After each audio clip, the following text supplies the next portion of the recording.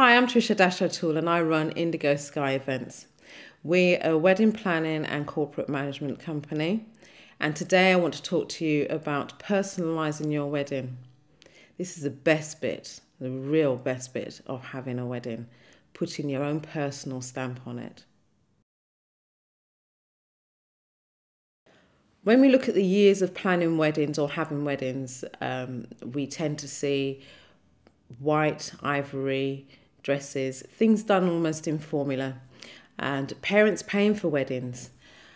Those days are long gone. Certainly when mine got married, I ended up paying for my own wedding. There's nothing wrong with that. People taking a longer time to get married these days. To begin with, let's have a look at some of the venues.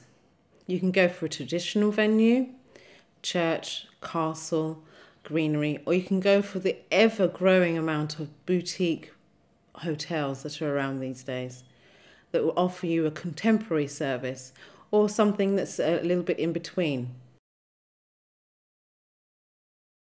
So you've chosen the venue and you've taken a look at the venue. There's nothing wrong with having a look at the type of menu that they can offer. Ask the chef if you can actually try the menu, get them to give you a sample of the menu. They can only say no. But if they say no, is this a company that you actually want to use anyway?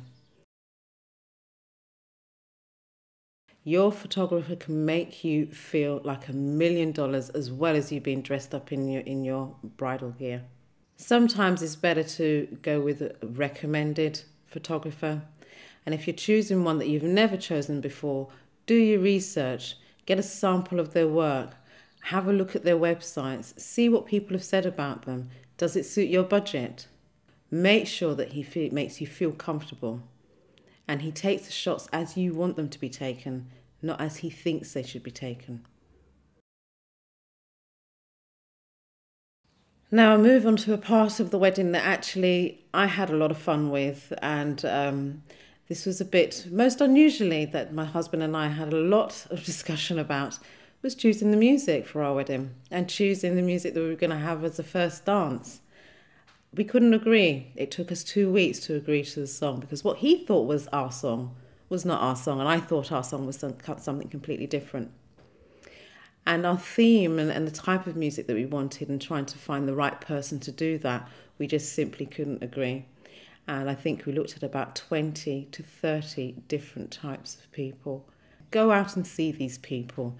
Don't take it as read just because they've said it to you on the phone that they're good. Go and see them. So now let's take a little look at your bridal party. And you can have a traditional one, you can have which consists of yourself and the in-laws and the bridesmaids and that sort of thing. Or you can have something completely different, which doesn't have any of the traditional kind of people in it. Your bridal party is what you want it to be. Everybody wants to see the cake. Everyone wants to see how wonderful it is. Does your cake reflect you? And cakes have moved away from the traditional white cake. You can have so many variations of cake. Cupcakes, no cakes. I've seen people actually have fruit. So it can be completely what you want it to be. Now you're at the stage where you need to look at your dress. How are you going to personalise it?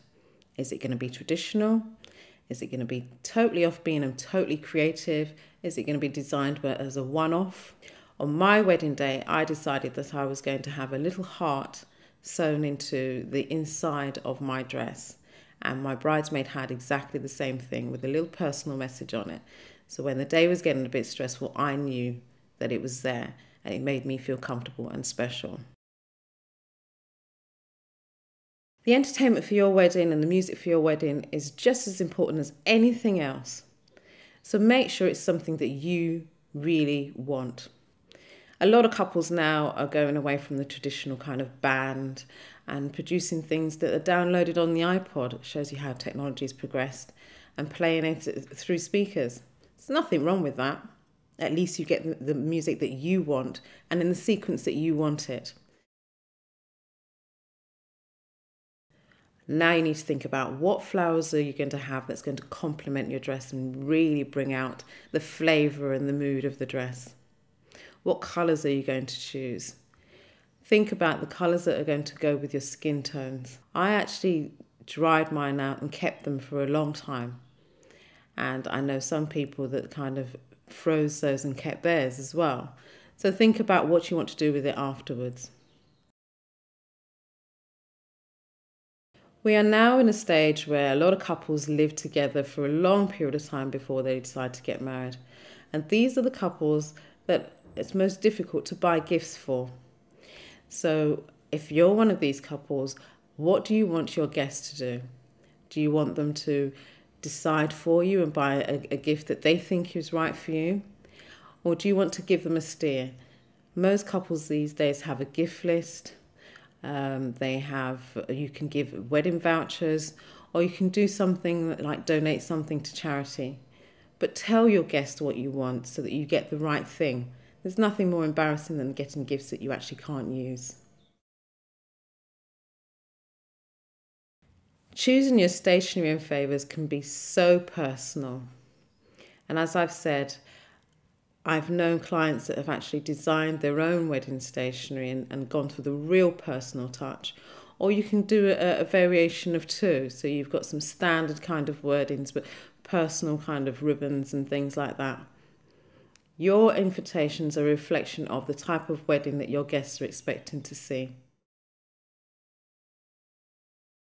Right, now the two of you are standing in front of each other and now you're expected to say your vows. In the old traditional days, you kind of went with what was there and what was recommended. But we're now at the stage where you can actually personalise your vows and say things that are more meaningful to you as a couple. You don't necessarily have to say what is pre-required or predestined in the traditional sense. There's nothing wrong with that, but you can actually personalise your vows as well. A lot of couples these days use a wedding planner to help them to personalise their wedding. You can tell your wedding planner exactly what you want to do to personalise the wedding and make that day extra special for you. Your wedding planner will be able to then go out and source the types of things that best fits you and your partner to be. It could be as fun as finding a red double-decker bus, vintage cars, anything. But your wedding planner should be able to assist you in making sure that you personalise your day. I recently planned a wedding for a couple in Denmark. And it meant that we went along to Denmark to see what we could do in terms of personalising her wedding. It got down to the nitty-gritty of actually personalising the cake, which was made up of 6 different colours, can you believe it? 6 complementary colours, and it was very fitting for the country at the time, but you wouldn't necessarily do that in London or Manchester. There were so many traditional things that they had to do to personalise the wedding, which made it different. And the research that went into that was invaluable because at the end of the day, it worked very well for both of them.